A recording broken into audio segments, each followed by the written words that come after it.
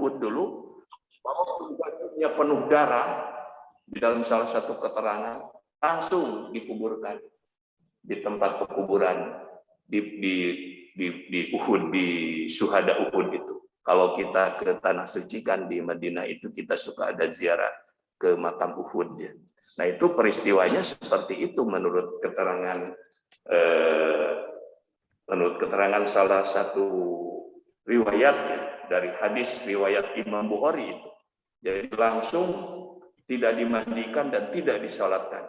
Itu disebutnya ma'rokah. Jadi orang yang terbunuh di medan perang. Ya, begitu. Adapun yang kedua bisa juga terjadi terbunuh karena mempertahankan harta. Misalnya begini menurut keterangan ulama. Seorang dirampok, kemudian dia mempertahankan harta miliknya dari gangguan perampok itu. Kemudian terbunuh. Nah, itu namanya juga termasuk mati syahid. Mati syahid namanya, ya. Mempertahankan harta. Tapi tetap kalau orang itu mah walaupun mati syahid karena fisiknya mungkin masih ada, itu dimandikan, dikapani, dikurungkan seperti biasa begitu ya. Selama masih memungkinkan untuk dilakukan itu. Nah, itu yang mati syahid ya. Menurut ulama lain, kalau seorang meninggal dan dia ahli la ilaha illallah, itu termasuk mati syahid. Jika menurut ahli kesehatan tidak boleh disentuh, seperti yang COVID tadi, karena khawatir akan mengakibatkan penularan, maka orang mati syahid itu tidak perlu dimandikan. Jadi langsung saja dikubur juga boleh menurut sebagian ulama ya. Jadi kita tidak usah mempertentangkan dalam kondisi seperti sekarang ini. Nah inilah muqaranahnya. Jadi tidak perlu mempertentangkan, mempermasalahkan. Kalau memang itu prosedurnya seperti itu yang lebih aman, karena kesehatan orang hidup lebih diutamakan. Ya. Walaupun secara syar'i memang menangani jenazah sama muslim itu harus seperti itu. Selanjutnya proses pengkapanan bisa dilakukan menggunakan plastik yang tidak tembus air dan langsung dimasukkan ke dalam peti. Nah ini seperti yang dikatakan tadi. Ya. Jadi kemudian melanjutkan mengenai mensolatkannya. Menurut sebagian ulama tetap harus disolatkan walaupun oleh satu orang. Ulama lain berpendapat dimandikan tetapi tidak disolatkan. Jadi kaitannya dengan mati syahid ini. Jadi menurut sebagian ulama tetap harus disolatkan, tapi teknisnya ya mungkin sudah dimasukkan ke lubang kubur. Ya. Jadi ada keluarga yang ingin menyolatkan, walaupun kan sholat di atas kubur untuk jenazah kan boleh ya. Seperti Nabi pernah melakukan sholat terhadap seorang wanita ajuz dulu, ya, yang diberitahu bahwa ternyata dia meninggal. Nabi sholat jenazahnya di atas kubur, ya, boleh itu ya. Menurut sebagian ulama ini. Menurut sebagian ulama tetap harus disolatkan sekali lagi walaupun oleh satu orang. Ulama lainnya kalau tidak bisa disolatkan secara hadir, nah ada jenazahnya, hadir itu artinya ada jenazahnya, maka disolatkan secara gaib. Nah, misalnya sudah dikubur tapi keluarga tidak bisa menghadiri penguburannya karena faktor kesehatan pertimbangan kesehatan tadi, maka disolatkan secara gaib. Solat gaib itu adalah solat jenazah yang dilakukan umat Islam terhadap saudaranya sesama muslim yang wafat, tetapi jenazahnya tidak ada di depan orang yang melakukan salat jenazah itu disebut solat gaib namanya. Ya. Melainkan di tempat lain, ya gitu ya. Jadi asal syariat dari sholat gaib ini adalah sholat jenazah ini dilakukan oleh Nabi dan para sahabat atas Raja Najasyi yang wafat jauh di negeri Habasah. Abu Hurairah menceritakan bahwa Rasulullah mengumumkan seorang meninggal kematian Raja Najasyi dan pada hari kematiannya kemudian Nabi keluar menuju tempat sholat. Dia membariskan saf dan bertakbir 4 kali. Jadi Raja Habasah, Raja Najasyi itu meninggal dunia. Menurut sebahagian keterangan, ya, Raja Najasyi ini adalah tidak diketahui secara dohir keislamannya, tetapi beliau itu menurut keterangan sebagian ulama, Nabi meyakini bahwa beliau adalah seorang muslim, tetapi karena hidup di negara non muslim maka beliau menyembunyikan keislamannya. Yang kedua, beliau juga membela hak-hak muslim walaupun memperjuangkan memfasilitasi hak-hak muslim di negaranya walaupun memang tidak secara terang-terangan. Karena itu ketika beliau meninggal dunia, Nabi mensolatkannya secara gaib. Ya. Nah gitu. Para ulama nah ini muqaranahnya nih.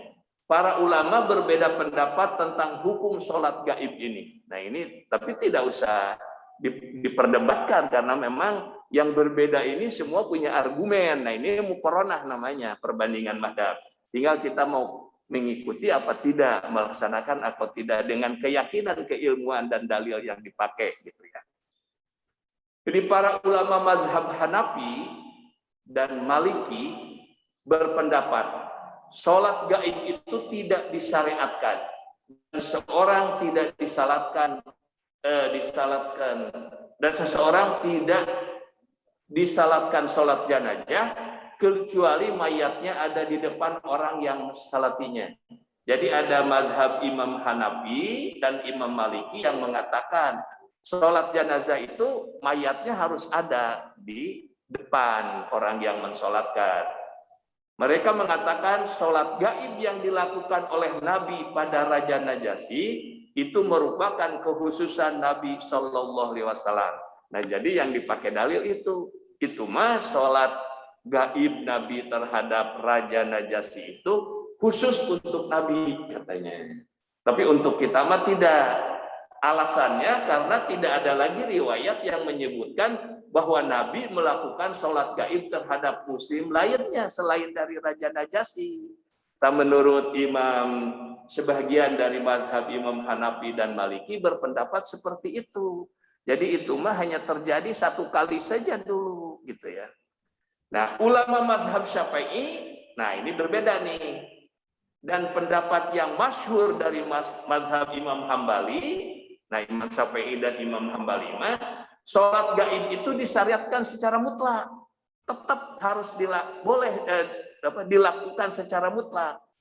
Gitu. Jadi baik terhadap mayit yang belum disolatkan maupun yang sudah disolatkan di tempat wafat. Jadi misalnya kita di Margahayu sini di RW berapa? 8 mendengar ada saudara kita meninggal di Dago misalnya, kita tidak bisa ke sana dan kita melaksanakan sholat gaib di sini untuk jenazahnya, itu boleh. Gitu ya. Itu boleh. Jadi begitu.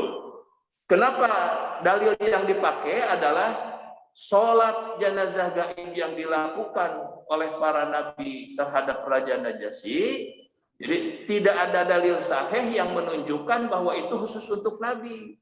Jadi menurut Imam Syafi'i dan Imam Hambali tidak dikhususkan kepada nabi karena tidak ada keterangan yang menyatakan bahwa sholat gaib yang dilakukan oleh nabi terhadap Raja Najasyi itu adalah khusus untuk nabi. Tidak ada keterangannya kata Imam Syafi'i dan Imam Hambali. Sedangkan umat Islam diperintahkan untuk mengikuti contoh Rasulullah Shallallahu Alaihi Wasallam. Ulama lain berpendapat seorang Muslim yang wafat di daerah lain dan ia belum disalatkan itu harus disalatkan secara gaib, sebagaimana Nabi mensalatkan Raja Najasyi. Misalnya meninggal di Dago, gitu ya, di sini, tapi di sana belum disalatkan. Kita di sini dianjurkan untuk mensolatkan secara gaib, artinya tidak hadir mayatnya. Sebagaimana sekali lagi tadi Nabi mensolatkan Raja Najasyi. Sedangkan jika jenazah Muslim itu sudah disolatkan, tidak perlu disolatkan lagi secara gaib, karena kewajiban umat Islam sudah jatuh karena ia sudah disolatkan. Jadi artinya sudah terwakili. Kalau kita tahu ada saudara kita meninggal di Tasik, misalnya saudara Pak Hajinah, ya, tapi di sana sudah disolatkan oleh oleh jamaah di sana, oleh keluarga, oleh tetangga dan lain-lain. Misalnya di sini tidak perlu lagi minta disolatkan sholat gaib menurut sebagian ulama ini, gitu ya. Jadi sekali lagi ini menurut 3 pendapat ulama lain. Ulama lain berpendapat bahwa sholat gaib itu dilakukan berdasarkan hadis. Ya. Nah, jadi pertama dasar yang dipakai keterangan melakukan sholat gaib itu hadis tadi. Nabi melaksanakan sholat gaib terhadap Raja Najasyi. Nah, kemudian menurut sebagian ulama, hadis di atas secara tegas menjelaskan bahwa sholat gaib termasuk sunnah Rasulullah. Jadi boleh dan dilakukan itu. Ya. Maka tidak ada alasan untuk melarangnya. Ini menurut ulama ini tadi ada pendapat dari mazhab Syafi'i, mazhab Hambali, dan sebagian besar para pengikutnya. Ya. Nah, itu termasuk Rasul, sunnah Rasul. Maka tidak ada alasan untuk melarangnya. Dan hendaknya kita sebagai umat mengikuti jejak Rasulullah. Ini menurut Dr. Muhammad Bakar Al-Ismail. Dan beliau mengatakan, mengutip salah satu keterangan, ini ada di dalam salah satu kitab karya Muhyiddin Abu Somad, fikih karya Muhyiddin Abu Somad, mengatakan bahwa di kalangan Syafi'iyah, artinya pengikut madhab Imam Syafi'i, dan banyak dari ulama Hambali membolehkan sholat gaib, ya, karena terbukti Rasulullah sudah melaksanakannya. Baik itu di sana sudah disolatkan atau tidak, ya, di tempatnya. Kemudian di samping melaksanakan sholat jenazah untuk Raja Najasyi tadi, Rasul juga, nah ini yang barangkali menjadi jawaban pendapat terhadap yang mengatakan tadi Rasul tidak pernah melaksanakan kecuali terhadap Raja Najasyi. Ternyata di sini ada keterangan bahwa Nabi atau Rasulullah SAW juga melakukan sholat gaib untuk Zaid bin Harisah dan Ja'far bin Abi Thalib radhiyallahu anhuma ketika beliau mendengar bahwa keduanya telah gugur sebagai syahid di Mu'tah. Jadi Mu'tah itu satu tempat di daerah tempat berkecamuknya peperangan yang dahsyat. Jadi ternyata Rasul melaksanakan sholat gaib terhadap 2 sahabat yang meninggal ini. Nah, jadi itu dipakai dalil oleh Imam Syafi'i dan sebagian ashabnya, kemudian juga Imam Hambali sebagian ashabnya, yang mengatakan bahwa sholat gaib itu ada dan harus dilakukan. Gitu. Nah, kemudian ini diantaranya ya yang menjadi muqaronah, yang jadi perbandingan. Jadi kita tidak usah berdebat kalau misalnya di masjid ini menyelenggarakan sholat gaib terhadap orang yang sudah meninggal di tempat lain, di tempat masjid yang lain tidak melakukan. Semuanya punya dalil. Tinggal kita berpikir sekarang, kira-kira dalil mana yang mendekati kebenaran. Yang satu mengatakan itu hanya untuk Nabi khusus katanya. Nabi tidak pernah melaksanakan, tapi di pendapat Imam Syafi'i lain lagi. Ya, di antaranya disebut bahwa tadi 2 sahabat Nabi yang meninggal, ya, yang meninggal di Mu'tah di satu tempat berkecamuk, ternyata disolatkan secara gaib oleh Nabi. Jadi silahkan tinggal pilih itu mah, ya. Nah ini muqaronah namanya, ya. Jadi kita beramal sesuai dengan dasar-dasar hukum yang dipakai oleh para ulama, kemudian kita meyakini bahwa oh kalau gitu yang rasional, yang bisa dipahami, yang ini ya ini kita laksanakan. Rasional dalam pengertian dasar-dasarnya bisa dipahami, dijadikan dasar pegangan. Berikutnya ini yang terakhir, nah ini pemulasaraan, kembali lagi pemulasaran di sini. Pemulasaraan jenazah korban bencana. Tadi di pengantar sudah disebut negara kita ini negara yang rawan dengan bencana ya, bencana gempa bumi, banjir, tsunami dan sebagainya. Pertanyaannya bagaimana kalau jenazah itu hancur? Kan ada itu yang akibat gempa bumi ya, jenazahnya hancur. Kemudian kemarin waktu pesawat apa yang jatuh itu di Karawang, di daerah beberapa ya yang jatuh itu Lion Air, Sriwijaya jatuhkan itu ada jenazah-jenazah yang terpotong-potong gitu ya menurut informasi. Nah ini pertama, kalau jenazah seorang muslim hancur karena diserang oleh kafir dalam menjalankan syiar Islam, itu langsung saja dikuburkan. Ya, itu mah mungkin dalam peperangan ya. Bahkan menurut sebagian ulama langsung saja dikuburkan dengan baju yang dikenakan menurut walaupun meskipun berlumuran darah. Nah itu tadi yang dijelaskan tadi syuhada Uhud. Ini menurut ulama Malikiyah, Syafi'iyah dan Hanabilah. Jadi menurut ulama mazhab Imam Malik, Imam Syafi'i dan Imam Hambali.